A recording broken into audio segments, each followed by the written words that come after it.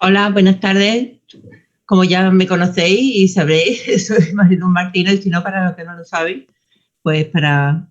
¿Me escuchas? ¿Me escucháis? Sí, ¿no? Sí. Vale. Es que lo veo lo veía un poquito turbio. Entonces, darle las gracias, bueno, al primero, al que no sé si hoy estará contactado, que es Manuel González Silva, fue uno de los inductores de la reunión esta de los comarcales. Y desde, como otros muchos más que no voy a poder nombrar. Y ha sido durante, este es las décimas reuniones de comarcales que tenemos, y ha sido siempre un gran éxito. En esta situación que estamos de la pandemia y con la cantidad de reuniones que estamos haciendo, que hoy creo que había 3, que coincidían 3, pues no sé el número de asistentes que va a haber, cuando ha sido normalmente el que más asistentes tenía de todas las reuniones que nosotros organizábamos, por lo menos la Asociación Andaluza. Quiero dar, en primer lugar, las gracias a los conferenciantes, porque son los que tienen, los que nos mantienen al día siempre sobre la patología, las nuevas cosas que hay para nuestra especialidad, y le doy muchísimas gracias, puesto que este año que se ha iniciado la preparación de la reunión un poco tarde, y creo que no hemos podido hacerlo de otra manera, por lo menos yo no he podido, han colaborado, todos los colaboradores han sido estupendos y no han dado ningún problema. Y enseguida, y si ha habido alguno que no ha podido, lo ha dicho, quizá nos ha cogido un poco apretados, pero yo estoy encantada con la respuesta para cuando hacemos alguna petición desde la Asociación Andaluza y de todos los componentes de los hematólogos andaluces, ¿no? También muchas gracias a los participantes, que si no los van a ver ahora, porque no es el momento, sí los van a poder ver a través de la web.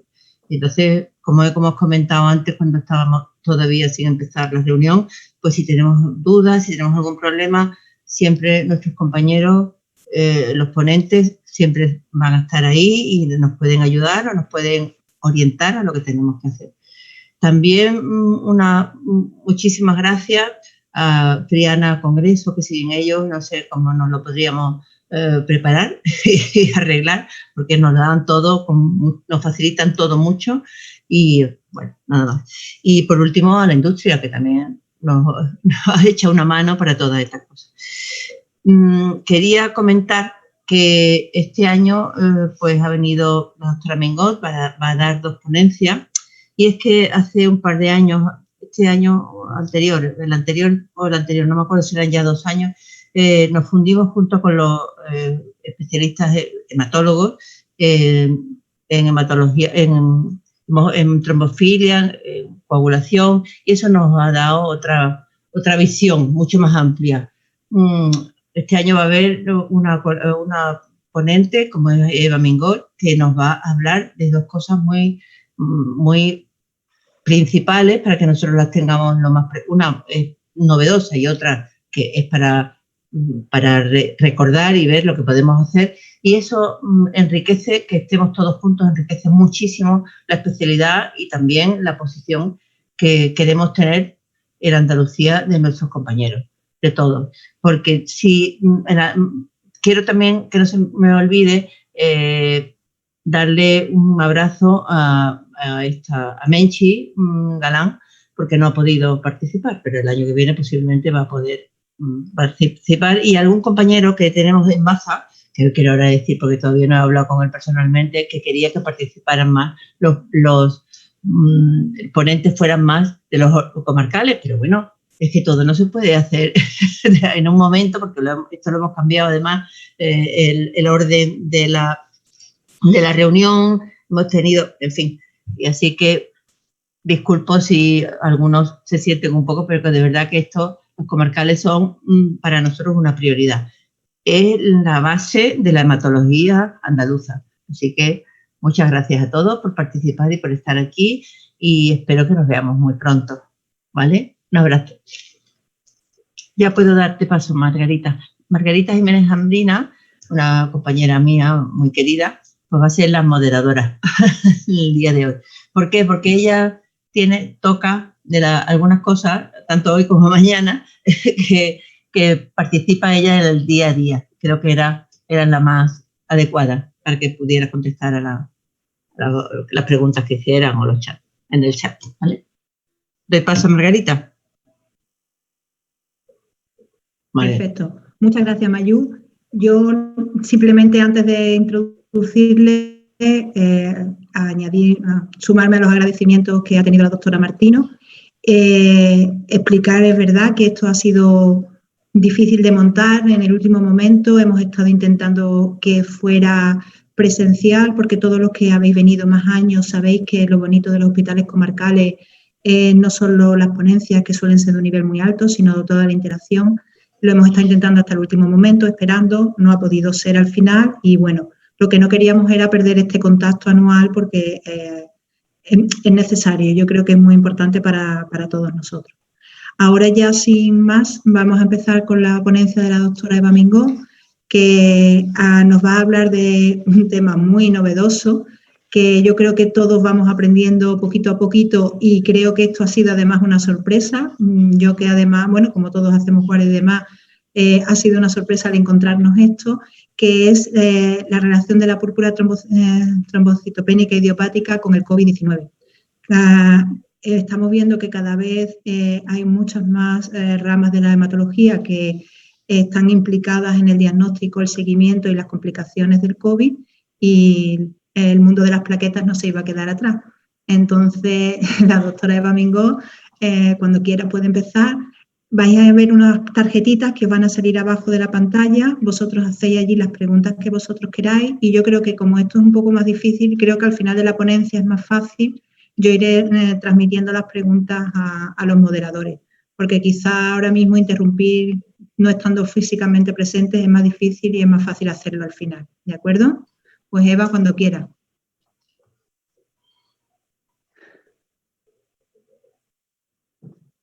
Eva está sin voz. Que digo, para que se os escuche. Que se escuche. Ahora. Bueno, yo daros las gracias a todos los que estáis aquí esta tarde y especialmente a la doctora Jambrina y a Mayu, la doctora Martino, porque es la primera vez que participo en la reunión de comarcales y me hizo muchísima ilusión cuando me invitaron. Así que muchas gracias y espero que lo de esta tarde sea de utilidad. Voy a compartiros la pantalla y enseguida empezamos. La pongo en grande. ¿Se ve bien? Sí, muy bien. Sí. Vale, pues venga, voy a quitar yo aquí para no tapar diapositiva. Bueno, pues lo dicho, ¿qué se plantea esta tarde y que vengo a compartir con todos vosotros y que luego debatamos? Pues el tema de las trombocitopenias inmunes y concretamente qué sabemos en la relación de PTI y COVID, porque como bien ha dicho Margarita, la trombocitopenia, y lo veremos ahora, forma parte de la expresión clínica de la COVID-19 y tiene un componente inmune importante relacionado con las plaquetas. Entonces, esperaros que tengo que avanzar por aquí. Ahí está. Yo creo que la importancia de lo que tenemos entre las manos y la evolución de lo que está siendo la pandemia no tengo que contárosla precisamente a ninguno de vosotros porque la estamos viviendo todos, pero yo creo que estos números son muy llamativos. Fijaros, estas son las cifras a fecha de 21 de noviembre de cuáles son los contagios que hay en el mundo y hay casi 56 millones de personas contagiadas en el mundo a fecha de 21 de noviembre, cuando eran 26 millones a finales de septiembre. En cuanto a los fallecimientos, por desgracia, pues fijaros, casi 1.400.000 personas actualmente, que es casi un 60% de lo que había en septiembre. Y estas son las cifras que tenemos en España, ¿no?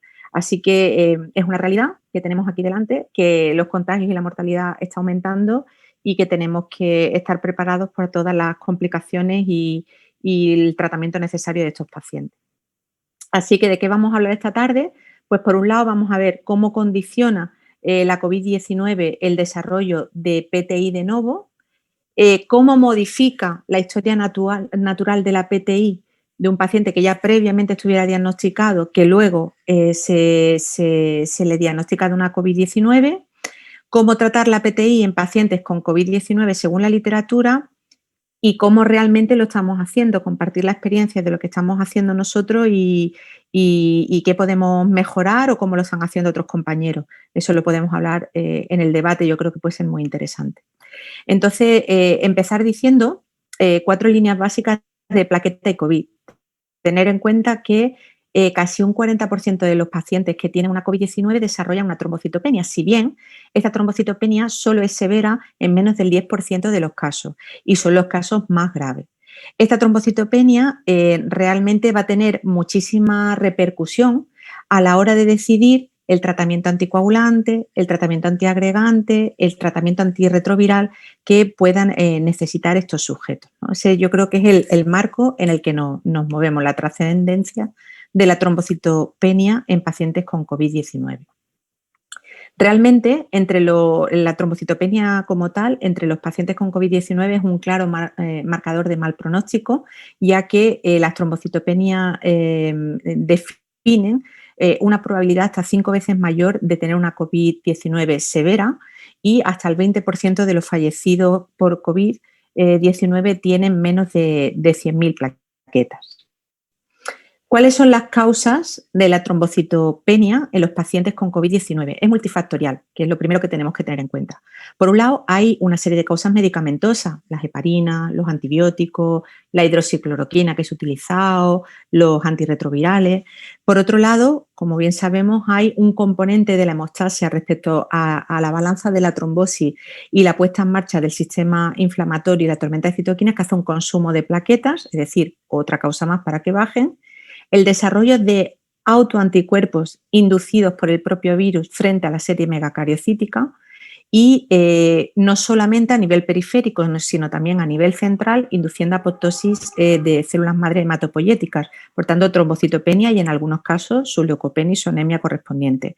Y luego, pues en aquellos sujetos que realmente están muy graves, pues procedimientos más agresivos, como puede ser una diálisis, una hemofiltración y el propio fallo multiorgánico que puede inducir la COVID-19 justifican las trombocitopenias de las que estamos hablando.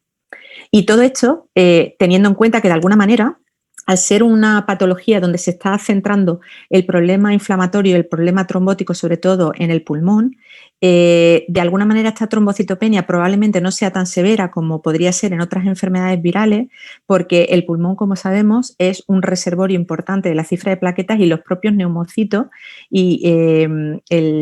son capaces, tienen receptores de la trombopoyetina y son reservas de favorecimiento de la producción de plaquetas. O sea que de alguna manera, aunque, como hemos dicho, la trombocitopenia se produce en la COVID-19, hay que tener en cuenta que las graves se relacionan con pacientes graves y de alguna manera como claudicación incluso de la propia función pulmonar. Importante es que en estos pacientes en general esta trombocitopenia se va produciendo de una manera paulativa, en el contexto, como hemos dicho, sobre todo de los fármacos y los procedimientos que necesitan. Pero hay situaciones en las que esta trombocitopenia se produce de una manera muy aguda, las primeras 24-48 horas. En esas circunstancias son en las que tenemos que tener más en mente que esa trombocitopenia, aparte de lo que pueda tener el paciente, tiene un componente autoinmune sobre el que a priori podríamos intentar hacer alguna acción o incluso nos puede llevar a diagnosticar a un paciente a posteriori de una PTI inducida por el propio COVID. Entonces, si tenemos un sujeto que las plaquetas se bajan de 20.000 o bien se produce una reducción a la mitad de las plaquetas que tuviera ese sujeto en 24-48 horas en el contexto de una COVID-19, tenemos que plantearnos que hay un componente inmune en ese sujeto y un posible tratamiento sobre ello, así como el diagnóstico diferencial con 2 entidades básicas, que es complejo, que es la CID, la coagulopatía de consumo y la trombopenia inducida por heparina. En cuanto a la prevención y el tratamiento de un posible sangrado en un sujeto con COVID-19, Lo que se recomienda, como tenéis aquí, bueno, es que todo lo que sea de COVID es de 2020, pero esta es una de las últimas publicaciones que tiene aproximadamente un mes, en el que se revisa cómo actuar en caso de hemorragia en sujetos con COVID-19.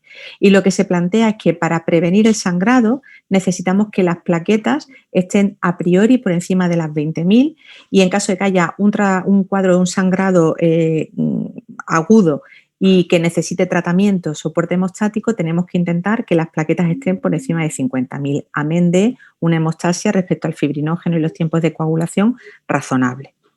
Entonces, entrando ya en materia respecto a la PTI y el COVID, una de las principales tesituras que tuvimos al principio, porque hubo como mucha prisa, porque todas las sociedades sacaban como especie de recomendaciones para tratar a los pacientes de distintas patologías. La PTI no era una excepción de este tema y empezaron a salir por las distintas sociedades recomendaciones de cómo se deberían traer. En ese contexto también el grupo GEPTI, el Grupo Español de PTI, también hizo sus propias recomendaciones, pero todo esto basado en una evidencia muy cortita. Y esta evidencia prácticamente era solamente lo que se publicó en mayo por parte de la OMS respecto a los corticoides. En mayo, la OMS plantea que existe información sobre que los corticoides son capaces de alguna manera de controlar el síndrome de distrés respiratorio que induce la COVID, pero que hay que ser muy prudentes porque hay que poner en la balanza el pequeño beneficio que pueda suponer frente al posible perjuicio que podrían implicar los corticoides en aumentar la cantidad de replicación viral y la gravedad del cuadro que pudiera tener un paciente. Esta afirmación venía de las publicaciones y todo el conocimiento que teníamos previo de otros coronavirus, como puede ser, en este caso, el virus del síndrome del respiratorio de Oriente Medio, en el que se veía que los corticoides habían dado serios problemas y habían inducido un empeoramiento de los sujetos. Entonces, en este contexto, la OMS nos dice en mayo que intentemos no usar corticoides y que el único sitio donde realmente se plantean los corticoides puede ser en mujeres que tengan riesgo de un parto prematuro, que estén entre las 24 y las 34 semanas y que no tengamos otra opción de mantener y de favorecer la maduración pulmonar de ese feto y llegar a buen parto. Y bajo esa premisa, pues prácticamente todas las sociedades establecieron que en los pacientes con PTI había que evitar los corticoides, daban una luz verde a que se priorizara el tratamiento con inmunoglobulina y en un momento dado con análogos, aunque no hay que perder de vista que de alguna manera la incidencia de cuadros trombóticos con análogos de la trombopoyetina es levemente superior a los de las PTI a secas, y aquí estamos en el contexto de una enfermedad que se caracteriza por eventos trombóticos. De ese momento en mayo hasta las últimas guías del NICE que se han publicado hace 3 semanas, la situación ha cambiado. ¿Por qué? Porque ha habido publicaciones de series de casos que han cambiado la perspectiva del manejo de los corticoides en los pacientes COVID y concretamente definen que la dexametasona en sujetos graves mejora el pronóstico y la evolución de estos sujetos. Por tanto, en la guía del NICE, que yo creo que ahora mismo la más actualizada y la que tiene una mayor base de evidencia científica dentro de lo que tenemos ahora mismo, lo que establece es que en sujetos con COVID-19 que no estén hospitalizados o en aquellos sujetos que están hospitalizados pero no necesitan soporte ventilatorio, hay que intentar no usar porque realmente el paciente tenga una patología que implique de una manera necesaria su uso, ¿vale? Sí aboga por el uso de corticoides y de dexametasona en concreto en aquellos sujetos que estén hospitalizados y que tengan requerimientos de oxígeno y de oxígeno sobre todo a alto flujo. Así que de entrada seguimos en la tesitura de intentar evitar en la medida de lo posible los corticoides en pacientes con COVID-19 y que no tengan una patología considerada grave. Y en todo este contexto, y entre la guía de la OMS y esto que acaba de publicar el NICE, los ingleses publicaron, o el grupo de compañeros que se dedican a la PTI en Inglaterra, publicaron en junio una serie de recomendaciones para el tratamiento de los pacientes con PTI en el contexto COVID. Lo divide en varias partes. Una es qué hacer con los pacientes de nuevo diagnóstico diagnóstico en el momento COVID y qué hacer con los pacientes que ya tuvieran una PTI crónica. Empezando con los sujetos con PTI de nuevo diagnóstico y COVID, lo que plantea es que una opción potencialmente factible pueden ser los análogos de la trombopoyetina, pero que siempre hay que valorar mucho el riesgo trombótico de estos sujetos. A mí me parece un poco adelantado quizá en sujetos con PTI de nuevo diagnóstico y una COVID-19 empezar directamente con análogos de la trombopoyetina si no lo tenemos muy claro que no podemos hacer otras cosas. De hecho, lo que pretenden los ingleses es que, aunque dejan ese margen a los análogos, se intente utilizar corticoides a dosis baja, dosis de aproximadamente 0,3-0,5 miligramos kilo. Si en 4 o 5 días el paciente no responde, plantearse subir a dosis más altas de 1 miligramo kilo y en caso de que cualquiera de las dos dosis sea efectiva, pues entonces pues sí mantenerlo bueno, hasta donde el paciente lo necesite y luego reducir, o en caso de que esos corticoides no hayan sido útiles en las primeras 2 semanas, bajarlos rápidamente y suprimirlos. Otras opciones de tratamiento son las inmunoglobulinas, que yo personalmente pienso que en un nuevo diagnóstico en el contexto que estamos puede ser una buena opción. Y también en esa misma guía nos habla del tranexámico, aunque debe evitarse si hay datos de coagulopatía de consumo, que en un paciente grave, yo creo, con COVID, pues siempre hay, con lo cual hay que ser muy prudente con el tranexámico y utilizar las transfusiones de plaquetas cuando haya sangrados graves que no podamos controlar de otra manera. Respecto al tranexámico, os he querido traer aquí porque me ha parecido muy curioso, porque creo que es una situación, la de la COVID, muy mala, pero desde el punto de vista científico también yo creo que yo nunca he estado en una situación en la que se estén abriendo tantas ramas de investigación a la vez y se convierta tanto conocimiento, que luego pueda tener su base o no, pero es algo que yo no he visto nunca.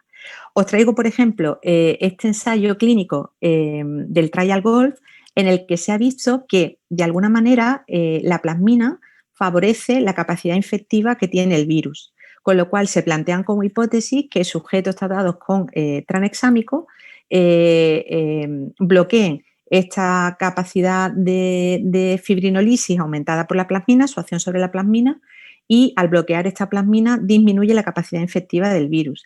Y fijaos que lo que proponen son tratamientos de 1.300 miligramos 3 veces al día durante 5 días en pacientes COVID y se está reclutando gente y están viendo a ver cuáles son los efectos. Pero bueno, en nuestro día a día la lectura es en pacientes de nuevo diagnóstico se pueden usar inmunoglobulina o al tranexámico solo si no hay datos de coagulopatía hacia la trombosis, es decir, coagulación intravascular diseminada o consumo, y los corticoides pueden ser una opción aceptable, pero siempre a dosis baja y retirándolo lo más rápidamente posible.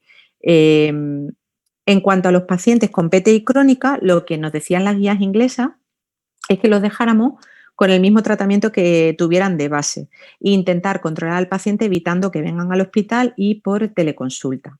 En cuanto a la PTI y tromboprofilaxis en pacientes COVID-19, lo que plantea es que siempre que sea una profilaxis se evite si el paciente está por debajo de 30.000 plaquetas y usar heparina de bajo peso molecular como se utiliza en el resto de los pacientes.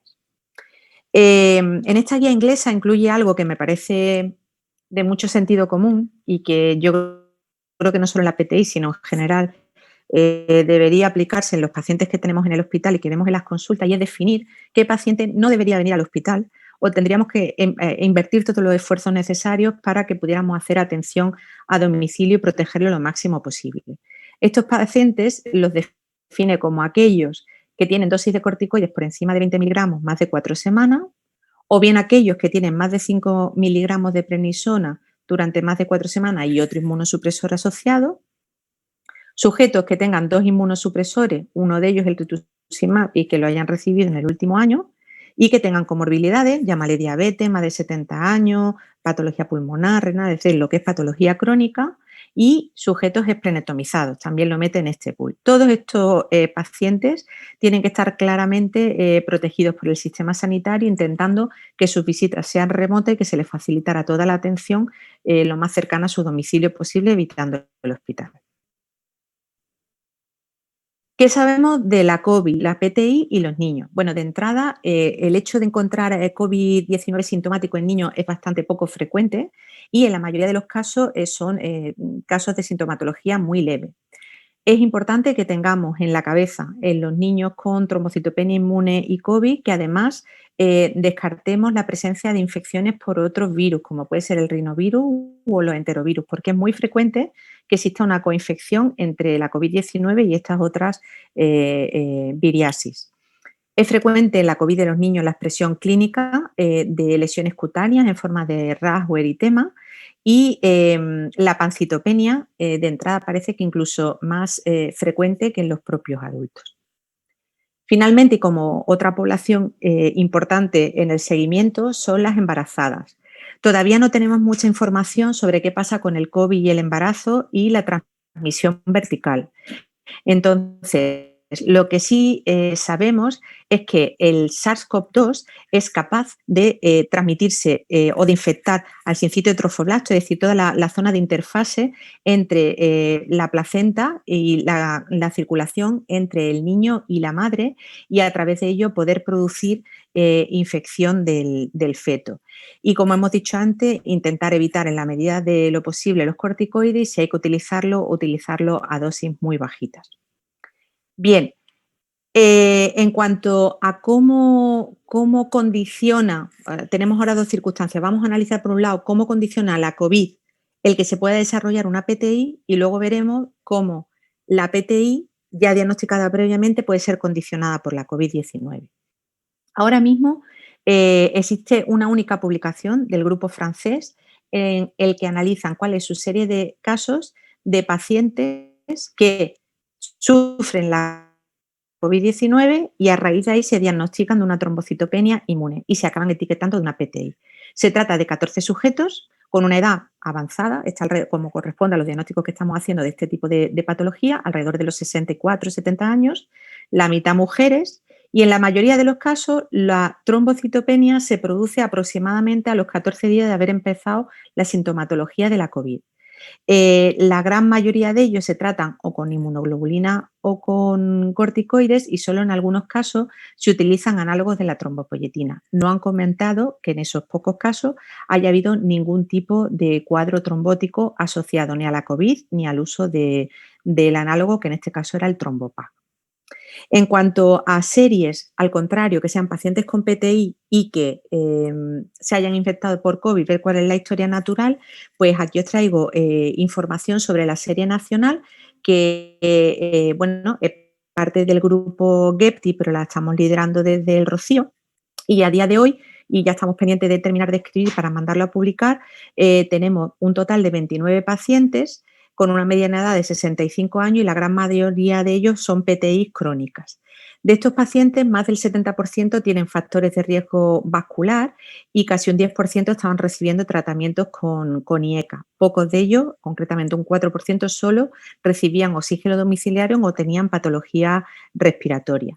La mediana de tiempo desde el diagnóstico de la PTI a la infección por COVID, ya os digo, son 41 meses, por lo tanto, la mayoría de ellos son PTI crónicas y un 13% de estos sujetos son pacientes que cumplen criterios por las guías de la IHSA americana de paciente inmunodeprimido. Aquí tenéis la evolución analítica de estos sujetos, que qué pasa desde que ingresan en el hospital hasta que inician tratamiento por la caída de plaquetas, por la reagudización de su PTI, que ya estaba diagnosticada previamente, y al alta. Y como veis, lo que llama la atención, como en todos ellos, es la elevación del D-dímero, de la interleuquina y de la ferritina. Y como conforme se produce la normalización de esto, la cifra de plaquetas también tiende a normalizarse. ¿Qué datos tenemos de cómo modifica la COVID la historia natural de estos pacientes? Pues saber que de todos ellos la mitad recaen y estos pacientes que recaen todos entre el 7º y el 8º día del diagnóstico de la COVID-19. Es decir, que al menos en la experiencia que tenemos hasta ahora mismo, la mitad de los pacientes con PTI van a recaer, con lo cual es importante tener en mente que para el seguimiento de estos sujetos hay que ser estricto porque es probable que estas plaquetas bajen. Curiosamente, ninguno ha necesitado tratamiento NUCI, aunque casi la mitad de los pacientes han necesitado tratamiento respiratorio. Un casi 15% del total de los pacientes han tenido infecciones nosocomiales y ha habido 2 éxitos, los 2 en personas mayores de 80 años y los primeros 14 días del diagnóstico de la COVID-19.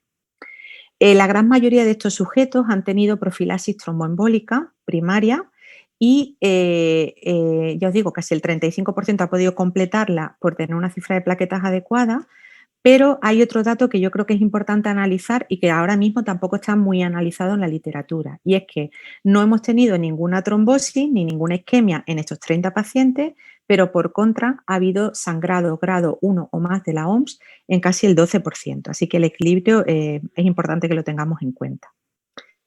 Estos pacientes, todos menos uno, han recibido esteroides y ha sido la base del tratamiento, básicamente metilprednisolona y dexametasona. La mediana de tiempo desde el inicio de síntomas hasta la confirmación del COVID ha sido 1 semana, lo cual, bueno, pues está un poco en consonancia de lo que estamos diciendo. La recaída de la PTI se produce en la primera semana y el tiempo que necesitan estos pacientes desde que se tiene la primera PCR positiva de COVID-19 hasta que se negativiza tiene una mediana de tiempo de 23 días, que es un poquito más alargado que lo que realmente, bueno, pues a día de hoy no tenemos, digamos, en la evidencia científica en sujetos que no son PTI o que no están recibiendo tratamiento inmunosupresor en este caso. Es importante decir que cuando comparamos los sujetos con PTI que recaen y que necesitan corticoides, sobre todo, y los sujetos con PTI que no recaen, es decir, la mitad y mitad que recaen y no recaen, no encontramos diferencia a la hora de la negativización de la PCR de estos sujetos. Y ya terminando, transmitir un poco la experiencia personal, que yo creo que es lo más interesante luego en el diálogo que tengamos a través del chat o como sea, de ver un poco cómo hemos planteado a los pacientes. Por un lado, tenemos pacientes con PTI y que no tenían tratamiento activo. Bueno, pues estos sujetos hemos intentado que las visitas fueran telefónicas y con las analíticas realizadas en sus centros de salud. Por otro lado, pacientes con PTI y tratamiento activo estable, la mayoría de ellas análogos de la trombopoyetina, pues han sido visitas telefónicas, analíticas en los centros de salud, en los que cumplían criterios de tratamiento inmunosupresor, se ha enviado medicación desde la farmacia del hospital a su domicilio y el resto pues ha tenido que venir a recogerla al hospital. Yo creo que en un tiempo como el que tenemos ahora mismo, todo el tema de análogo hay que intentar insistir mucho en la autoadministración y, bueno, pues en aquellos que se puedan beneficiar de programas como el programa Atiende, que pueda tener Romiplastin, pues puede ser una buena opción. Incluso intentar tirar de los compañeros de enfermería de primaria que ayuden a el tratamiento en domicilio de estos sujetos. Luego tenemos pacientes con PTI de reciente diagnóstico. ¿Qué hemos hecho con ellos? Pues la verdad es que los hemos tratado igual que veníamos tratando a los pacientes con PTI, si bien quizá empezando con dosis más bajitas de corticoides en primera línea. Y yo una reflexión que os dejo aquí es que sabiendo lo que han contado los compañeros franceses de pacientes con COVID que a los 14 días presentaban trombocitopenias inmunes que pueden ser compatibles con PTI y la propia experiencia nacional nuestra de que la mitad de los pacientes recaen a los 7 días, pues yo no sé si incluso habría que plantearse en PTI de nuevo diagnóstico muy agudos y en las recaídas de estos pacientes, si no sería además deseable intentar descartar que haya una infección por SARS-CoV-2 en ese momento. Otro grupo de pacientes son los pacientes con PTI y que se acaban de diagnosticar de COVID. En estos sujetos, los que han necesitado tratamiento por cifras de plaquetas por debajo de 20.000, lo hemos manejado con dosis de esteroides bajitas de 0,3-0,5 miligramos kilo y nos ha ido bien. Y solamente en un caso ha habido que poner dexametasona, pero este paciente estaba grave y estaba en la UCI. Este ha sido de hace pocas semanas. empezar análogos en un paciente con PTI y una COVID de novo, pues puede ser una opción, pero yo el principal problema que me encontraba allí es que para manejar un análogo en las primeras semanas, igual que pasa con los corticoides, necesitas saber qué cifra de plaquetas tiene el paciente para ir ajustando las dosis. Y eso es difícil cuando el paciente está infectado por COVID porque está aislado en su casa, mientras que a lo mejor mantener una dosis bajita al alta del hospital y bueno, a los 10 días que ya se pueda, digamos, haya una PCR negativa y el paciente pueda sacarse un hemograma desde el centro de salud, manejarlo, empezar a manejarlo desde ahí e ir bajando corticoides, pues quizás sea más fácil. Y en cuanto a la incidencia en los primeros 6 meses de este año respecto al año previo en pacientes con PTI, pues si hemos tenido más o menos en el contexto de la pandemia que tenemos, pues en nuestro caso en 6 meses, en 2019 había 17 pacientes y en el 2020 pues 20. Y en cuanto a que de esos nuevos diagnósticos hayan necesitado tratamiento, pues un 50% el año 2019 y un 40% este año, con lo cual realmente desde el punto de vista de la consulta y de que pueda haber nuevos pacientes o que haya habido un incremento de las trombocitopenias inmunes y diagnóstico de PTI en el contexto del COVID, pues aunque estos son cifras muy pequeñas y que no se puede establecer ninguna aseveración con esto, pero no hemos tenido grandes variaciones.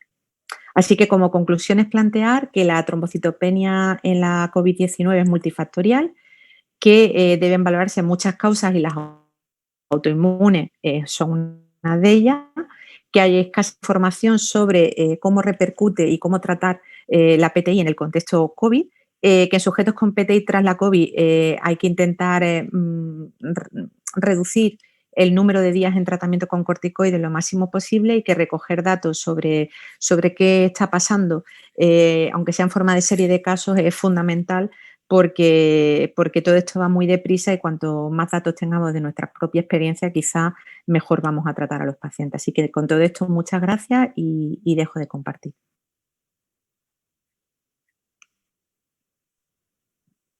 Muchas gracias, Eva. La verdad es que ha sido súper exhaustivo para el poco tiempo que tenía. Vamos para el tiempo. ¿Me escuchan?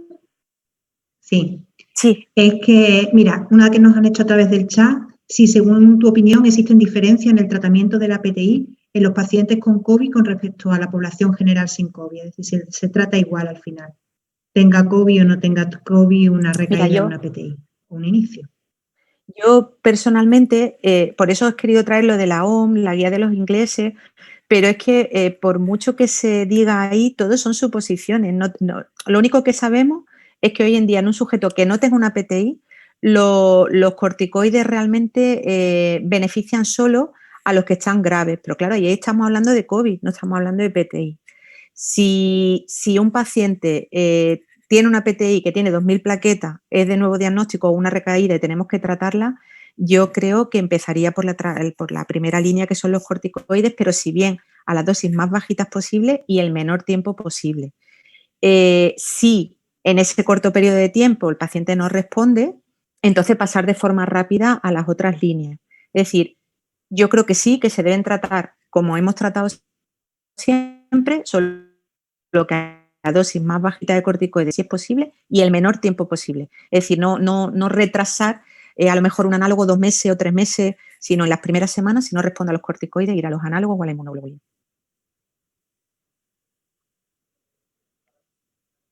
Perfecto. Y dos dudas que me han surgido a mí. Una es con el ácido tranexámico, con el riesgo de trombosis y esos dímeros D de 80.000 y 100.000. Y en el estudio con esas dosis tan altas, ¿han puesto alguna limitación porque es verdad que los dímeros D no se ve físicamente que estén asociados a trombosis, al menos clínicamente, porque en muchos no se le puede hacer ni siquiera pruebas de imagen? Pero ¿le han puesto algún límite a esas dosis? O sea, ¿es un limitante para el ensayo? Porque ya de por sí cuesta hacerlo, pero esas dosis ya... Yo estoy de acuerdo contigo, Margarita. Yo, por un lado, creo que aunque la guía de los ingleses introduce el tranexámico como una herramienta más en una situación, yo en un paciente con COVID no utilizaría el tranexámico de entrada, salvo que fuera una hemorragia cataclísmica que yo tengo que frenar esto de alguna manera, ¿no? El tema del ensayo clínico es otra historia. Una cosa que un paciente firme un consentimiento y diga que está de acuerdo en participar en un ensayo clínico en el que le están poniendo tranexámico. El razonamiento es lo que te digo. Parece que el tranexámico es capaz de bloquear plasmina y la plasmina es como que limita la capacidad infecciosa del SARS-CoV-2. Entonces, en la información que yo tengo es la del trial-GOV y ahí no te dice si pone limitaciones pero yo me imagino que no serán precisamente a los pacientes más graves a los que le estarán poniendo e incluyendo en este ensayo. Entre otras cosas, porque la replicación viral es en la primera semana, que no es cuando se nos ponen especialmente mal. Empiezan a ponerse malo, como sabemos, a partir del séptimo día, cuando se pone en marcha toda la respuesta inmune. Entonces, no lo pone en el ensayo, pero yo creo que seguramente será en los primeros 4 o 5 días de infección donde no hay tanto riesgo trombótico de alguna manera. Y las otras dos preguntas son un poco de evolución. Ahí te voy a poner un poquito en el compromiso, pero un poco lo que se piensa. ¿Las recaídas de PTI ya conocidas eran pacientes que ya habían recaído previamente o eran primeras recaídas? Es decir, ¿es más frecuente en aquellos pacientes que de por sí recaen con frecuencia o no, o independientes? La serie que tenemos, que ya te digo que lo que quiero insistir es que la serie de toda España, que no es una cosa nuestra sola, ¿vale? Que ha participado, con lo cual son visiones de muchos compañeros, ¿no? A los que quiero agradecer desde aquí su participación. Entonces, la gran mayoría de estos pacientes habían sido tratados solamente 1 o 2 veces y eran PTI crónicas, con lo cual muchas recaídas ahí no había. Quiero decir, no son el típico perfil de paciente de que recae o que necesita tratamiento continuo y en el contexto además de una infección recae, sino que eran la mayoría de ellos pacientes que estaban estables, con cifras de plaquetas pues entre 30 y 100.000 todos y que a la semana de tener la COVID la mitad recaen. De todas maneras, si la vuelta de la tortilla, ¿pensáis que las PTI nuevas están muy...? No te he escuchado, Margarita. Dime. Que no te he escuchado, dime. Que la vuelta de la tortilla, y ahora, sí, es que me he parado. La vuelta de la tortilla, ¿pensáis que las PTI nuevas van a ser episodios aislados, realmente ligados al COVID, o se trata de trigger que a partir de ahora la proporción de crónicas y demás va a ser similar al resto? Yo pienso que... ¿Me has oído? Ya que solo hay una publicación, sí, que solo hay una publicación que es la de los franceses, la de Maevas, y yo realmente cuando lo leí dije, bueno, esto le llamas PTI, pero le puedes llamar una trombocitopenia inmune secundaria a cualquier infección, como podemos ver en un virus de Epstein-Barr o como podemos ver en un CMV o como podemos ver en otras muchas infecciones. Me parece un poco duro llamarlo directamente PTI, ¿no? Creo que tendremos que irlo viendo con el tiempo, pero que este virus, como otras viriasis, es capaz de inducir una trombocitopenia inmune, sin duda. Y que son trombocitopenias que responden al tratamiento autoinmune, también. En la PTI, yo creo que lo que hace es una recaída. Ahora, que esa recaída sea solo por mecanismo inmune o que además a eso se haya podido sumar los fármacos y todo lo que va asociado, puede ser. Pero de estos que os hemos comentado, los que necesitaron tratamiento, se puso tratamiento inmunosupresor y es a lo que respondieron. Vale. Una pregunta más que hemos recibido por el chat es: ¿con qué dosis de heparina tratarías a un paciente con PTI con cifra de plaquetas menor de 30.000 con TEP secundario a COVID? Difícil. Bueno, si las plaquetas están por debajo de 30.000 y excluyo causas que no se puedan arreglar, es decir, fármacos que pueda omitir, si está en un hemofiltro y lo puede evitar, puede evitarlo, es decir, quitar todo lo que yo pueda hacer que las plaquetas suban. Yo personalmente pienso que con un TEP de por medio, si realmente es inmune, lo que hay que intentar es ponerle una inmunoglobulina y que en 24 horas eso suba para poderle poner heparina a las dosis de entrada, pues como hacemos siempre, entre 30 y 50.000 profilaxis de riesgo intermedio tirando para arribilla porque son pacientes de gran riesgo trombótico y por encima de 50.000 la terapéutica siempre que el riñón nos lo permita. Entonces, de hecho hemos tenido pacientes así, ¿verdad? Que por eso es muy complicado. Y si no hay una hemorragia aguda, el paciente tiene un TEP y las plaquetas están por debajo, los libros dicen 30, pero yo digo hasta 20, o sea, que estén por debajo de 20.000 y que no me lo permita poner una inmunoglobulina con una dexametasona y que suban rápido, porque ese paciente, independientemente del riesgo que suponga el corticoide, más riesgo es tener un tromboembolismo pulmonar sin tratar en unas circunstancias como esta. Por encima de 20.000 por la heparina.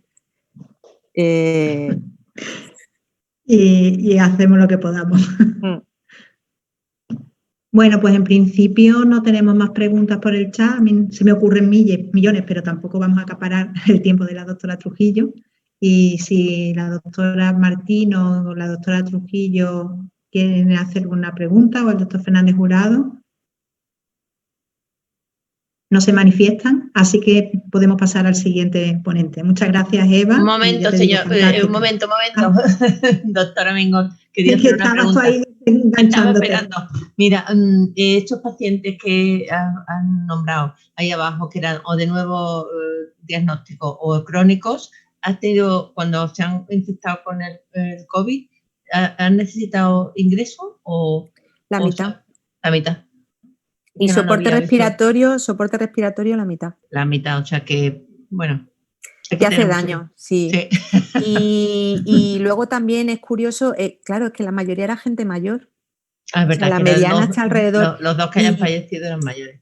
Claro, y luego otro dato curioso es que de esta serie, que son, vamos, no es una serie muy larga, pero cuando la publiquemos, si la publicamos, es la más, vamos, no hay otra más larga ahora mismo, y son 29 pacientes, de esos 29 pacientes solo un 13% tenían patología respiratoria crónica, es decir, que tampoco eran pacientes que tuvieran un pulmón tocado previamente, que tuvieran oxígeno domiciliario o que estuvieran con broncodilatadores o que tuvieran un EPOC o una patología pulmonar previa, y el 40% ha necesitado soporte respiratorio. O sea que eres bastante agresivo con lo, no sé si decir a lo mejor una barbaridad, ¿no? Con las PTI, con todo lo que se le ponga por delante. De acuerdo. En este caso yo creo que la lectura es esa. A falta de más datos son pacientes que recaen, que eso es importante para la vigilancia y plantearnos si cuando nos recae una PTI en estos días no deberíamos pedirle a lo mejor un PCR a todo el que recae. Ponerle PCR y ya ponerle la inmunoglobulina, porque yo ya me pondría. Yo para mí creo que el medicamento quizás más con el que yo me siento más cómoda ahora mismo en una recaída aguda, yo creo que sería la inmunoglobulina. Y a la vez le pondría, en cuanto subieran las plaquetas, le pones la heparina, porque claro, es que el tiempo también... Claro.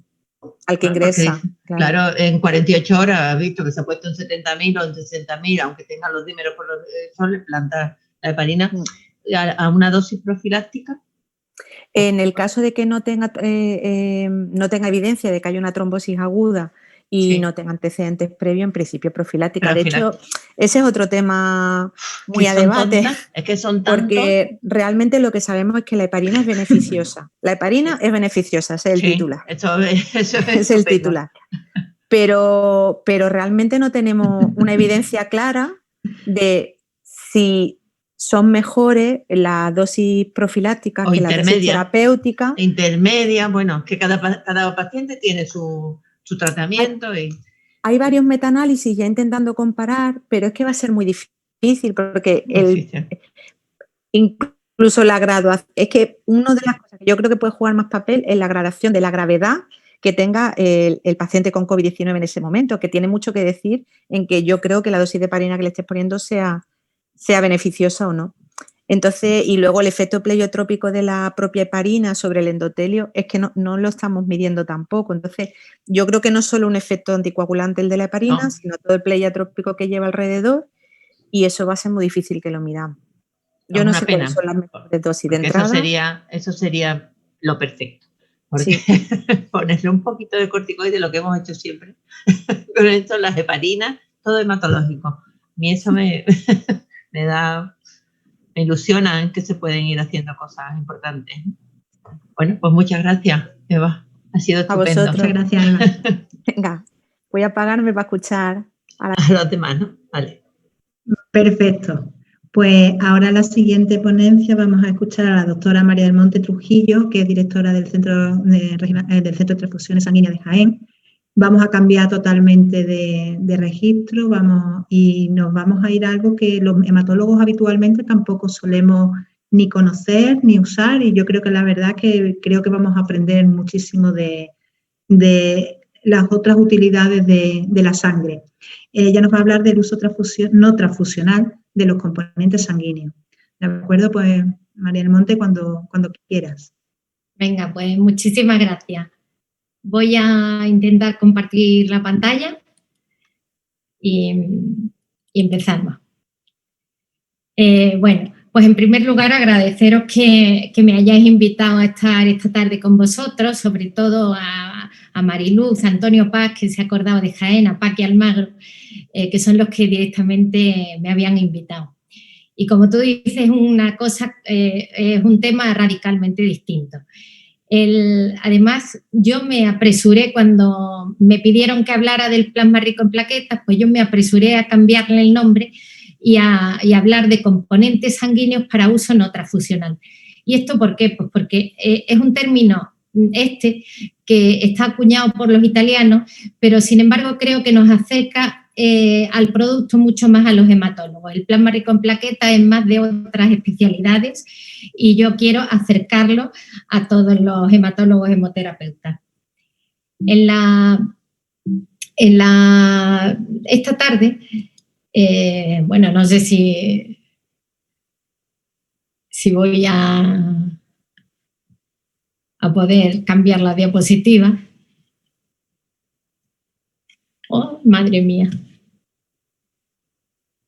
Ahora, exacto. Pues voy a dar un repaso general de los conceptos de estos componentes, pero sobre todo quiero hacerlo lo más práctico posible, que es como me lo pidió Mariluz.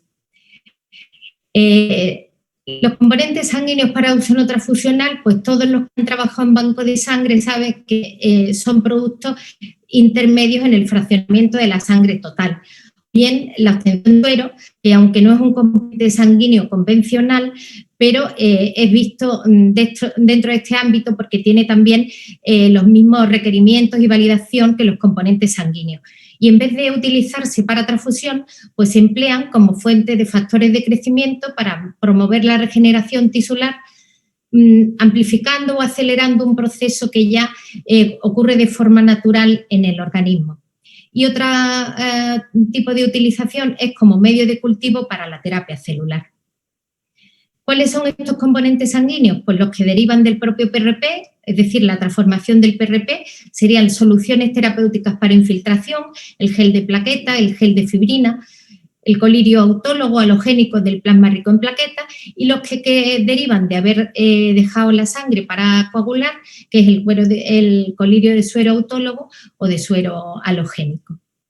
Otro nombre que encontraremos también en la literatura es componente sanguíneo para uso tópico, porque es precisamente su uso sobre superficie cutánea o mucosa, como infiltración intratisular, ya sea inyección intraarticular o intradérmica, como soporte tridimensional bioactivo en los lechos quirúrgicos, solos o en combinación con hueso, y ahora más de moda la infiltración intraósea.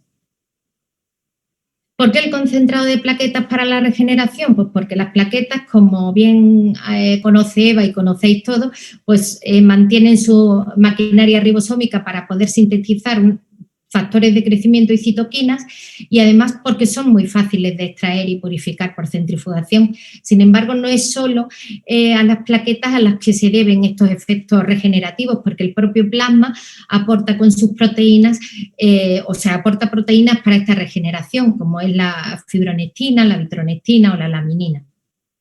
Hay más de 200 factores de crecimiento categorizados que se depositan en el lóbulo alfa y denso de las plaquetas, pero de ellos se consideran estos 5 como claves para el proceso regenerativo, y son el factor derivado de plaquetas, el beta transformante, el báculo endotelial, el epidérmico y el fibroblástico, y estos pues funcionan como moléculas señalizadoras en los principales procesos como son la mitogénesis, la angiogénesis y por tanto la generación de nuevos capilares y la vascularización, la proliferación y la diferenciación de las células epiteliales o de la matriz de colágeno.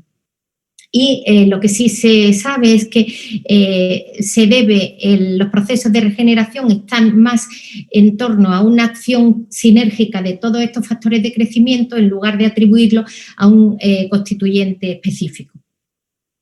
Hay muchos métodos de obtención y de preparación de estos componentes. Pueden ser métodos manuales, automáticos, puede haber sistemas abiertos o cerrados y se basan fundamentalmente en la centrifugación diferencial de la sangre, ya sea con una centrifugación simple o doble, o en la extracción específica por aféresis de plaquetas.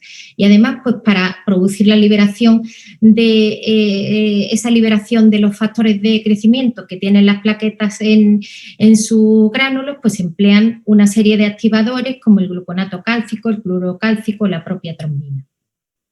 Sí me gusta decir en torno a la diferencia en los sistemas cerrados y abiertos, ¿cuál es la diferencia? En realidad no tiene que ver con la calidad o la eficacia del producto, sino con el riesgo de contaminación bacteriana.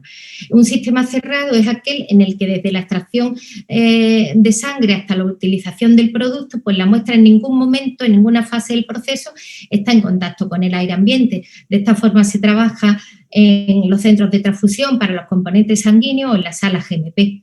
Si trabajamos en campana, que es algo que se puede poner, que cae en casi todos los servicios de hematología, pues el procesamiento en campana de flujo laminar se considera sistema cerrado siempre que los procesos estén validados o auditados. Es decir, cuando nos venden kits comerciales para hacer estos productos que tengan marcado CE o que venga en un kit, no significa que sea un sistema cerrado.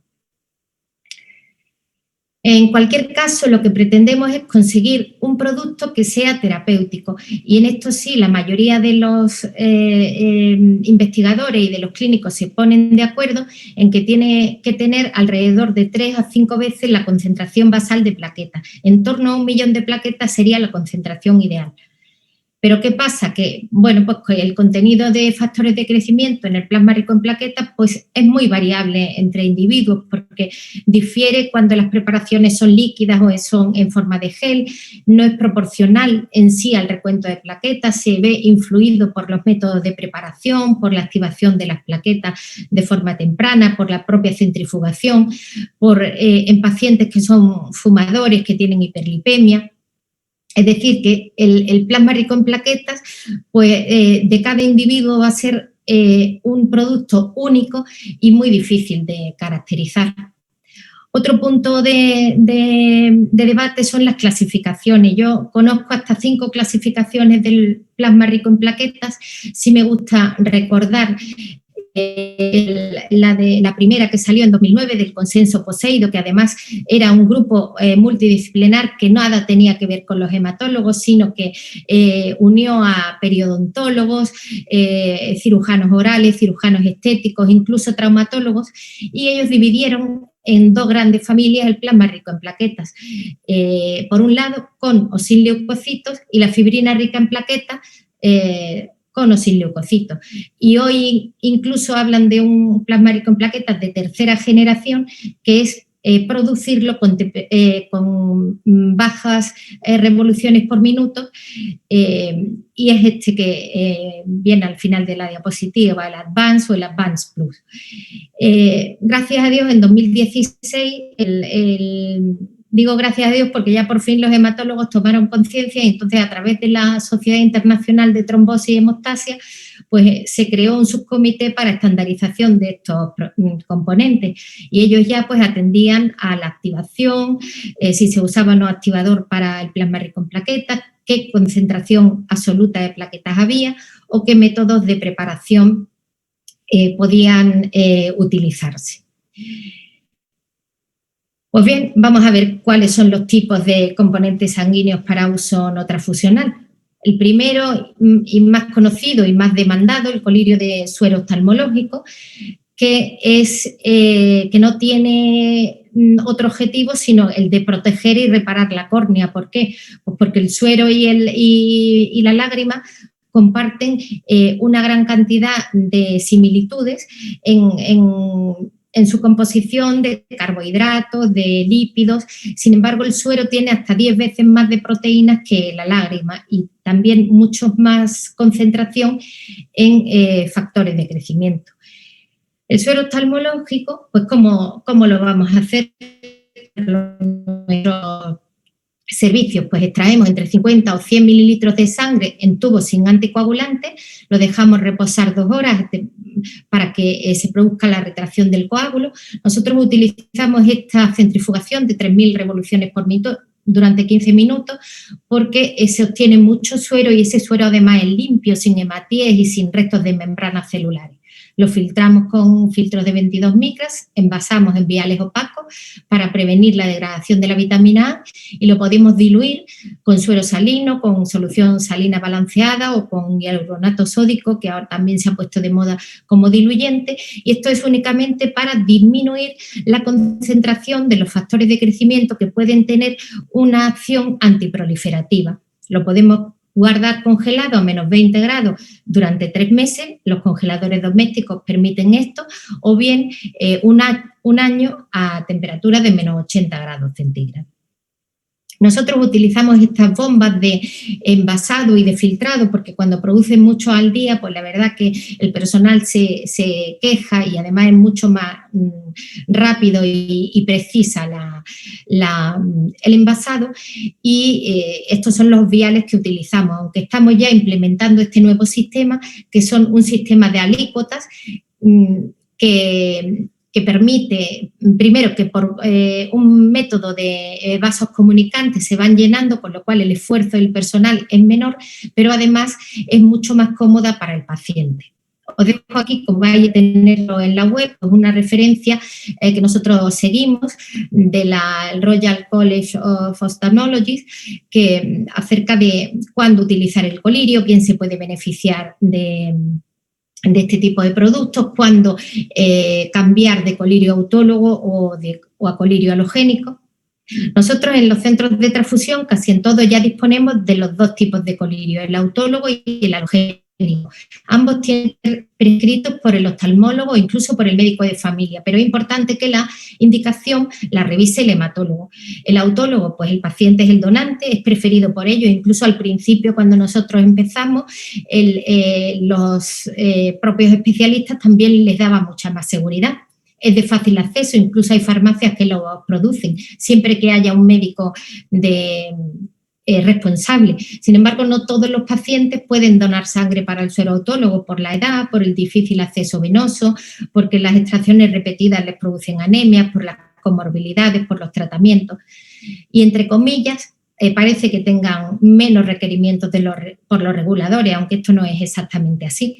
El colirio halogénico pues, disponen de ello casi todos los centros de transfusión ya de España y por grupo sanguíneo incluso, y únicamente se dispone de grupo AB para cosas urgentes.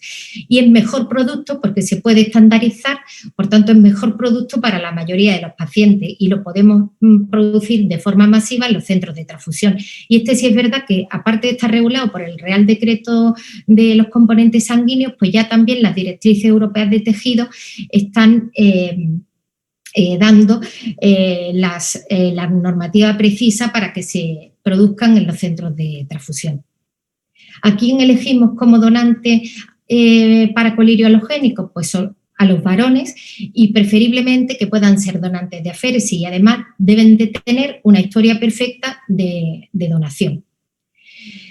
Yo he puesto aquí un cuadro de cuál es mi recomendación para utilizar uno u otro.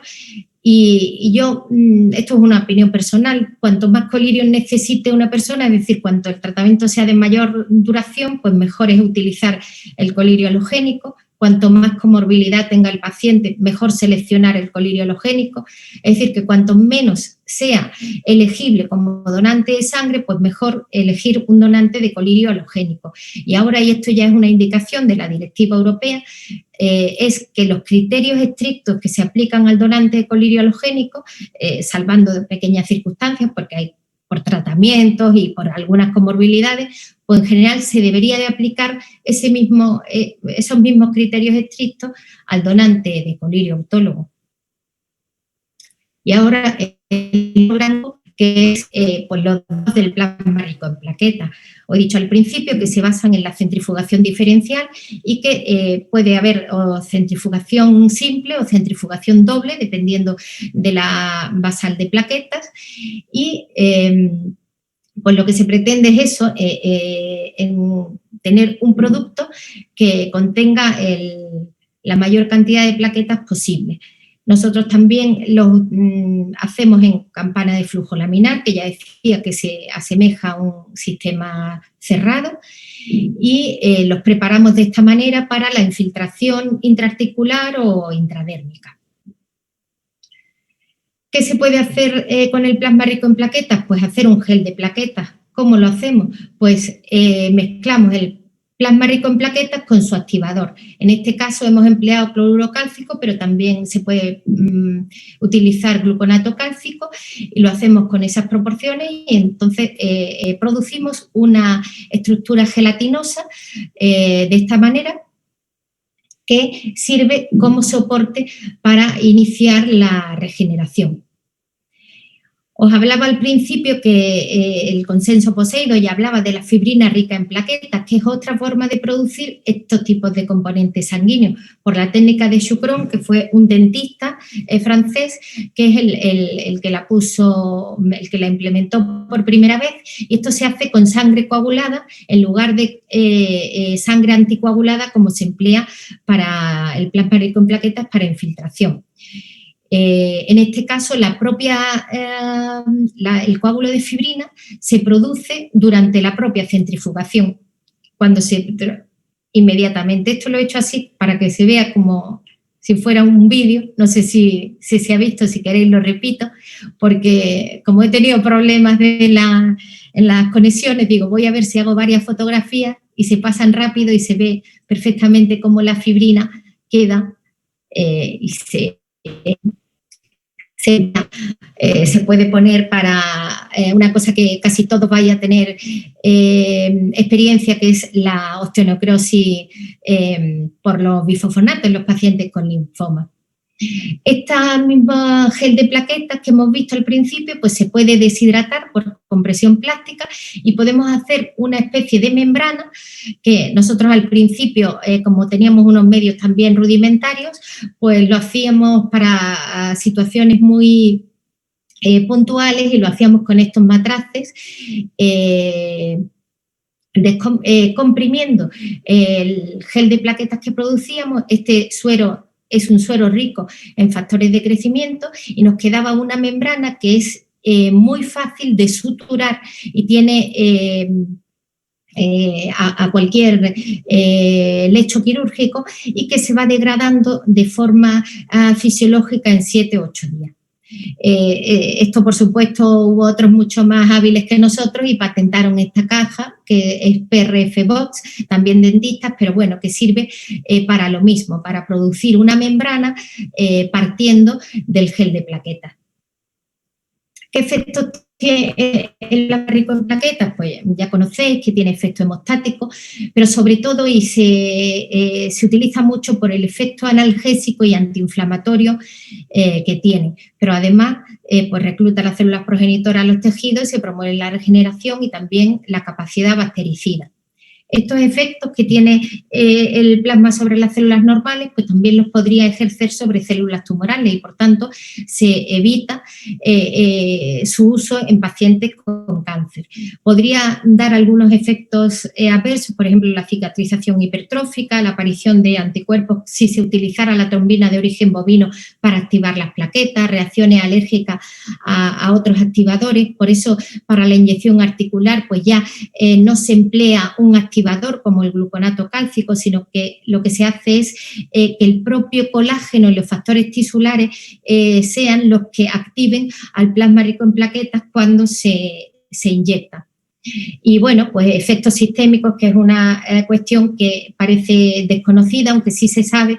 Por ejemplo, se ha visto, ya hay publicaciones que en los enfermos con enfermedad injerto contra huésped crónica que tienen, si se les hace suero autólogo, pues en muchos de ellos en este suero se ha medido ciclosporina y micofenolato.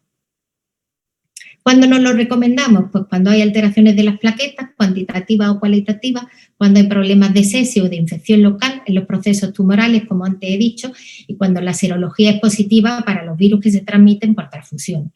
Aquí os dejo un cuadro que luego podéis examinar más detenidamente en la web de cómo se puede sacar este producto en tubo, en bolsa o en aféresis, el tiempo que se tarda, el procesamiento de qué tipo es y el rendimiento que tiene el producto. No me quiero entretener porque luego ya lo podréis examinar despacio. Las aplicaciones clínicas de las que yo os hablo aquí son las que la experiencia que nosotros tenemos en el centro nuestro de transfusión, sobre todo se aplica en tendinopatías crónicas y en patología articular, que ya digo, tiene un efecto analgésico y antiinflamatorio, sobre todo en fases precoces de la artrosis, en la patología, pues en las úlceras de cualquier etiología y en la reparación de heridas y en oftalmología, pues por supuesto, en el síndrome de ojo seco de cualquier etiología y ahora cada día más en la cirugía del agujero macular. Esas son las 3 grandes indicaciones que nosotros vemos a diario, aunque luego pues hay otras indicaciones puntuales como la distrofia vaginal, la cirugía reconstructiva ginecológica, la reconstrucción mamaria. Y estas son las indicaciones que hemos visto nosotros a lo largo de los años que lo llevamos empleando. Y efectivamente la literatura corrobora pues, que las aplicaciones con mayor evidencia son en las heridas crónicas y en la patología articular, las inyecciones de plasma rico en plaquetas, pero siempre en estadios tempranos. Aquí os muestro pues, algunos casos que hemos tenido de heridas crónicas, que es una de las carteras de servicios más, más demandada que tiene nuestro centro y realmente pues son... a nosotros ya vienen o esto se utiliza cuando ya son casos bastante desesperados, pero yo creo que tienen una indicación cuando están empezando a ver estas heridas, cuando estas heridas pasan de un estado agudo a crónico. Esta es lo que os decía, que este tipo de membrana es un mal plantar, que una persona no hubiera podido mantener el gel de plaqueta en la planta del pie, sin embargo se hizo la membrana para que se le pudiera suturar y que en 7 u 8 días se le degradase. Y este es lo que os comentaba y es donde nosotros utilizamos sobre todo la fibrina rica en plaquetas por la técnica de Chocron en este tipo, que son pacientes con osteonecrosis por los bifosfonatos. Nosotros hacemos muchísimos productos, hemos atendido muchísimos pacientes, ha habido un boom en 2016, 17 y 18, en 2019 hemos estado en obra y en 2020 estamos con la pandemia, con lo cual no he podido traer los datos aquí porque no son muchos, pero sí es verdad que se atienden muchísimos pacientes cada año y se hacen muchísimos productos. Fijaros, en el año 2018 nosotros hicimos casi 34.000 productos autólogos. Y ya desde 2015 hasta 2018 pues van subiendo los productos homólogos. Como os digo, los valores medios de plaquetas pues siempre en torno al 1.000.000. Y un poquito de la regulación, y ya me parece que estoy casi fuera de tiempo, no sé, pues un poco de la regulación, porque la regulación varía de un estado a otro, aunque así ya todos los países parece que se inclinan a incluirlos en la regulación de los componentes sanguíneos. Entonces, en España, pues sabéis que hay el informe de la Agencia Española del Medicamento de mayo del 2013, que autorizaba como responsables y prescriptores a los médicos, a los podólogos y a los odontólogos, y que se podían hacer en instalaciones sanitarias que estuvieran autorizadas por las comunidades autónomas, que pueden ser hospitales, centros de transfusión, servicios de transfusión o aquellas farmacias que tienen un médico responsable. Y luego está el halogénico, que evidentemente solo se podría hacer en los centros de transfusión y que ya les aplica la Guía Europea de Tejido y la Guía GMP. Sabéis que las España del Medicamento puso, después de hacer en 2013 ese informe, en 2015 inició un registro de los centros sanitarios que realizan un uso terapéutico o que producen este tipo de componentes sanguíneos. Entonces, cuando uno quiere o usarlo o producirlo, debe estar dado de alta en este tipo en este registro de la agencia, que es tan fácil, os presento en las pantallas por si os ayuda para hacerlo vosotros en vuestro servicio. ¿Qué te van a pedir ellos? Pues que tu servicio de transfusión o servicio de hematología pues tenga tu sistema de gestión de calidad del centro y te exigen el plano de las instalaciones, los procedimientos normalizados para todo, desde la vestimenta, higiene de personal, limpieza, desinfección, mantenimiento, elaboración, etiquetado, conservación, la trazabilidad de la muestra. Esto es lo que ellos te van a pedir cuando tú pides estar registrado en ese registro de centros de la agencia. Y, evidentemente, pues los componentes sanguíneos halogénicos solo en los centros de transfusión y siempre bajo las mismas premisas, los procedimientos de fraccionamiento, de procesamiento, de validación, de etiquetado y de distribución que se le exigen a las donaciones de sangre.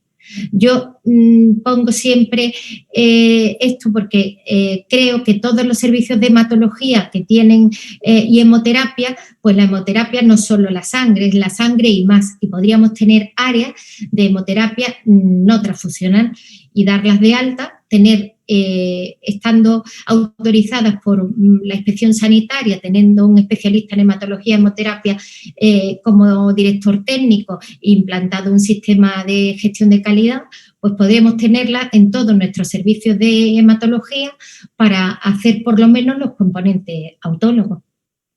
Los parámetros de calidad, os digo, estandarizar, siempre se está queriendo estandarizar en torno al recuento de plaquetas porque no se podría mantener o pagar lo que cuesta medir los factores de crecimiento clave en cada uno de los productos y lo importante es conseguir un producto que tenga esa concentración de plaquetas, que tenga baja concentración de leucocitos y de hematíes y que pueda almacenarse y aplicarse de forma que se mantenga la estabilidad de esos factores de crecimiento para que nos ejerzan la función que estamos esperando. Nosotros ya cada vez acompañamos cualquier producto de un certificado de análisis. Aquí os dejo los dos que nosotros empleamos, este para el plasma rico en plaquetas y el de colirio, donde los parámetros son fundamentalmente los factores epiteliotróficos y la vitamina A, la vitamina E y la albúmina,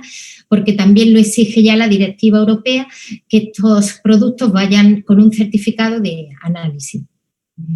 Y bueno, pues para terminar, decir que tenemos por delante un amplio potencial de aplicaciones que podemos ahorrar costes sanitarios, desde luego, fundamentalmente en las heridas crónicas, pero también con los retrasos en la colocación de prótesis articulares, pero que todavía queda por hacer, a pesar de que llevamos más de 20 años utilizando estos productos, pues todavía es urgente la estandarización en cuanto a preparación, a indicaciones, a la pauta de administración, las dosis. Estamos dando una regulación específica para los componentes halogénicos. Hay que homogeneizar las aplicaciones porque como eso es una de las cosas que ha dificultado la generación de conocimiento, esa falta de homogenización en cuanto a los métodos de obtención, de preparación y las indicaciones. Y todavía pues quedan detalles pendientes por saber de estos productos, sobre todo para ver qué producto es mejor, cómo influyen los medicamentos, cuáles serían los efectos clínicos a largo plazo. Bueno, yo termino aquí, os doy las gracias, le doy las gracias también a todos los integrantes del Centro de Transfusión, porque la verdad que todo este trabajo pues se debe también a todo lo que aporta cada uno de ellos y aquí está mi correo electrónico por si os puedo ayudar, pues en cualquier comentario o pregunta o duda que yo pueda ayudar a los hematólogos que me estáis escuchando. Y muchísimas gracias. Dejo de compartir la pantalla. Muchas gracias, María. Vale, pues muchísimas gracias porque la verdad es que ha sido todo un mundo. Yo lo conocía de refilón, pero de refilón quiere decir que los oftalmólogos utilizaban nuestras centrífugas para venir a hacer sus sueros autólogos y era lo único que sabíamos de todo esto. Y la verdad es que en unos años ha cambiado un montón la legislación, la ordenación. Yo creo que ha sido muy ventajoso para los pacientes y también egoístamente para nosotros hacernos un hueco y digamos tomar posesión de lo que realmente es nuestro, que es el manejo y la transformación de la sangre, ¿de acuerdo? Una pregunta que me hace la doctora Mingó y es si sabes si vosotros hacéis plasma rico en plaquetas en productos anticoagulados, antiagregados o en coagulopatía, o esos pacientes quedan excluidos de Pues mira, producción autóloga. Al principio no lo hacíamos en anticoagulados y en antiagregados, y las personas que estaban antiagregadas les decíamos que suspendieran 7-8 días el tratamiento con la aspirina, y luego ya hemos visto a lo largo con la experiencia y también porque está publicado, que una vez que tú activas el plasma rico en plaquetas, se suelta, lo que estás intentando es que se produzca la liberación masiva de esos factores de crecimiento, y con los activadores eso se produce, con lo cual no interviene o no dificulta que el paciente esté anticoagulado o antiagregado. Únicamente, a lo mejor para el momento de la inyección intraarticular, por ejemplo, un anticoagulado, pero no para la preparación del componente sanguíneo. Estupendo. Y una duda que me ha quedado a mí, quizá porque hace ya tiempo que no toco, pero ¿los sueros halogénicos tienen riesgo de reacciones alérgicas, de reacciones anafilácticas con las proteínas externas que metemos, o son proteínas anérgicas al final todos estos factores de crecimiento? Perdona, pero no te he escuchado bien. Me has perdido, que si, te lo estaba viendo en la cara, que si producen reacciones alérgicas los sueros halogénicos. Cuando hacéis, cuando la obtención es de halogénico.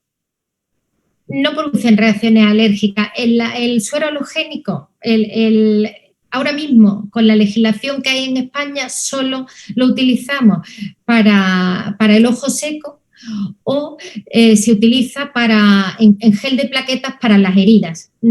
A falta de una regulación específica, pues es mejor no pasar de esas dos indicaciones. Y no hay, en realidad, si no se emplean activadores, no tiene por qué haber riesgo de una reacción alérgica. Y la otra indicación que me deja un poco sorprendida es la reconstrucción mamaria. Sí, la reconstrucción. ¿Qué conseguís? ¿Toda la mama o cuando son cuadrectomías? No, cuando son cuadrectomías no, cuando es el implante, no sé si te has dado cuenta, una úlcera que había por radioterapia, en una de las imágenes que he puesto. Cuando ponen el implante en no en el acto de la cirugía. Sabéis que la cirugía de mama es por una patología tumoral, se hace cirugía y reconstrucción mamaria con la prótesis, ¿no? Pero, sí. Bueno, pues en ese momento no se emplea el plasma rico en plaquetas, se emplea cuando la reconstrucción es después, cuando tienen que volver a abrir la piel para adaptar la prótesis. Entonces sí empleamos el plasma rico en plaquetas porque es mucho más fácil la regeneración de ese tejido, la elasticidad de ese tejido, cuando ya no es en la misma cirugía. De hecho, estas imágenes que os he mostrado es una paciente que expulsó esa prótesis porque le hicieron la reconstrucción en el mismo acto de la cirugía. Expulsó la prótesis, el injerto de piel lo perdió y le quedó esa herida tan grande, quizá también porque su piel era, después de la radioterapia, pues también estaba debilitada. Vale, muchísimas gracias. ¿Alguna pregunta más, Marilu? Sí, Marilu. Yo quería hacerte, mira, la osteonecrosis en los pacientes con mieloma múltiple son bastante frecuentes y además no tienen que ser cuando se está haciendo el tratamiento, sino que yo he visto después al año, a los 2 años de haber terminado con el Fometa y con los tratamientos de quimioterapia por mieloma múltiple, entonces estaría indicado hacerle a los pacientes cuando les duele, les molesta ponerle un tratamiento con gel de plaquetas o para que se recuperen antes? ¿Sabéis si eso? Porque es que yo me he sorprendido de la cantidad de cosas que tenemos por aprender en nuestros propios pacientes, porque veo que el oftalmólogo lo utiliza, el plástico igual, y nosotros que lo tenemos a nuestro lado no utilizamos todas esas ventajas que pueden tener nuestros pacientes. Tengo 3 preguntas de 3 pacientes diferentes. Uno es la osteonecrosis. Bueno, pues la osteonecrosis los cirujanos orales lo recomiendan al inicio de la lesión. O sea que, al inicio, ¿no? Sí, porque es mucho más fácil para ellos debridar y poner la fibrina rica en plaquetas y se regenera mucho mejor. Claro, pero eso lo tienen que hacer los cirujanos más los faciales, que aquí hay lista de espera. Entonces, ¿eso puede hacerse fuera en una clínica privada o eso es una... Bien. Por supuesto que puede hacerse fuera. Bueno, esa es la primera. La segunda, tengo un niño conocido por todos los hematólogos de Sevilla que ha sido un superviviente después de 20 años de una leucemia. Todavía me llamó mi madre, Margarita, ya le diré, porque ella seguro lo conoce bastante, no se acordará ahora, que tiene su madre trabaja en una clínica y le quieren poner porque tiene la boca fatal. Y yo, mira cómo, a ver cómo tiene la parte ósea antes de hacerle implante. Pero que ahí también sería un buen, por hablar con ellos, ¿no? Claro, eso es una indicación. De hecho, no sé si ellos le van a hacer eso, pero es que a mí me dan, después de los 20 años que ha sobrevivido y que ha quedado con bastante efectos secundarios, ten en cuenta de cuando estoy hablando, las leucemias han cambiado también muchísimo el tratamiento, pero si esto, hablar yo con el dentista, decirle, oye, necesitaría que le pusiera, porque le van a hacer primero, ver qué densidad ósea hay, qué facilidad hay y ponerlo el implante que lo haga el mismo dentista, ¿no? Que le ponga... Además, bueno, ya has visto, los dentistas son los primeros que se pusieron a poner el plan. Pero es que aquí no hemos hecho, por lo menos yo no lo he pedido nunca y he estado mucho tiempo con los mielomas y ahora con este niño, fíjate. Y otra pregunta, las glositis, gente que tiene después de... ¿También sería Pues mira, en la glositis yo tengo poca experiencia. Yo sí sé que algunos cirujanos orales sí lo mandan como enjuague. Pero como yo enjuague, ¿no? Exactamente. Yo no tengo experiencia o sea, sé que lo hemos hecho, pero no tengo el feedback de los pacientes de si ha ido. ¿Cómo ha ido, no? Exactamente. Vale, muy bien. Me ha parecido estupendo, interesantísimo. Y que la cantidad de poco tiempo que me queda para aprender y lo que me queda para aprender, que siempre es una frase que me parece, porque cada vez que entro en una reunión de nuestro de hematología, que no tienen que ser todas de trasplantes, sino con cosas quizás mucho más positivas de poder recoger, de poder mejorar eso que tú has dicho, de que sea... Bueno, ahora pues ya hablaremos, porque eso tiene mucho recorrido. Además, bueno, como tú has dicho lo de los comarcales, estos son cosas que se pueden hacer en los hospitales comarcales, ¿eh? Hombre, pero... Tienen que tener su área de hemoterapia no transfusional. No dejar ni un cabo suelto de la hematología, yo creo que... Efectivamente, es que me parece importantísimo, ¿no? Y bueno, que también ahí pudiéramos nosotros participar, sobre todo no porque el dentista es el que va a ganar el dinero, lo tenemos claro, pero el paciente es el que va a mejorar. Exactamente. De acuerdo. Bueno, pues enhorabuena. Muchísimas gracias. Yo quería, Margarita, hacer también una pequeña pregunta. Primero, felicitar a las dos ponentes de esta tarde. Fantástico. Pero en segundo lugar, decir que precisamente la idea de poner esta charla en esta jornada era precisamente porque considerábamos que había que potenciar sus posibilidades en hospitales comarcales, como bien nos acabas de apuntar hace un momento.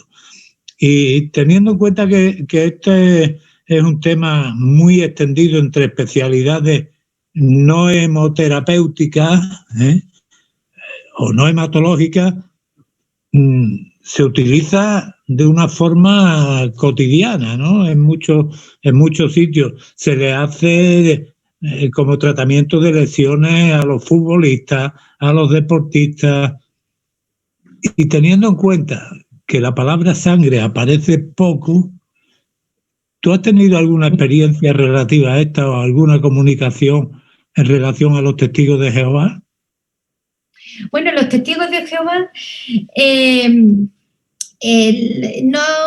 no están muy de acuerdo con el plasma rico en plaquetas, porque el testigo de Jehová no se quiere separar de su sangre y tampoco de su componente sanguíneo.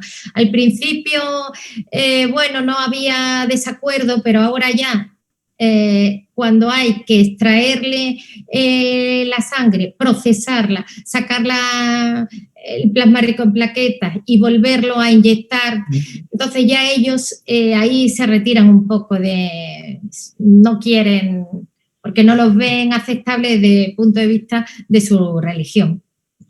Sí, pero digo, esto lo sabemos, porque la política transfusional y la hemoterapia convencional sucedía igual, pero sin embargo no, con la cantidad de gente, digamos, famosa, entre comillas, ¿no? Los deportistas, sobre todo, que utilizan mucho el plasma rico en plaquetas para lesiones articulares, tendinosas y todo esto, y sin embargo no salen a la luz casos de rechazo, es a lo que más o menos me refería, ¿no? Sí, sí. No, bueno, yo desde luego la experiencia que tengo con ellos, cuando se lo explico, no están de acuerdo. Pero esto hay que darlo por supuesto, ¿no? Porque hace un tema relacionado con la sangre. Pero yo es que tenía como visitante frecuente al obispo se ha dicho con todo respeto, obispo, y me hablaba más del Recreativo de Huelva que de los problemas transfusionales. Digo, a ver si es que con los futbolistas hacen excepciones, o no hay futbolistas testigos de Jehová, evidentemente, deportistas en general. Sí, puede que no haya mucho. No, pero el obispo era un personaje curioso. Muy bien, pues yo desde aquí ofrezco lo poquito que sé para todo el que quiera ponerlo en marcha. Ahí tenéis mi correo para pedirme cualquier cosa que se necesite en relación a procedimientos, a productos, a cualquier cosa en la que pueda ayudar, de verdad. Pues de acuerdo, y enhorabuena, ¿eh? Venga, gracias. Y muchas gracias. ¿Despides tú, Mayu? Bueno, yo y después tú, si quieres. Bueno, yo que me ha gustado muchísimo las dos ponencias que hemos tenido esta tarde, y creo que ha sido muy didáctico, nos ha llegado a todos hemos encontrado una práctica y una aplicación, y bueno, que esto estaríamos hablando muchas horas, así que creo que debemos quedarlo ya, porque los hematólogos somos así. Ojalá todo el mundo tuviera estas posibilidades como las que tenemos nosotros, nada más. Muchas gracias a los ponentes y a los que han estado escuchando, los participantes. Bueno, pues hasta mañana. Pues muchas gracias a los asistentes y mañana nos vemos otra vez a la misma hora, a las 5. ¿De acuerdo? Muy bien. Muchísimas gracias a todos. Hasta luego a todos. Hasta luego.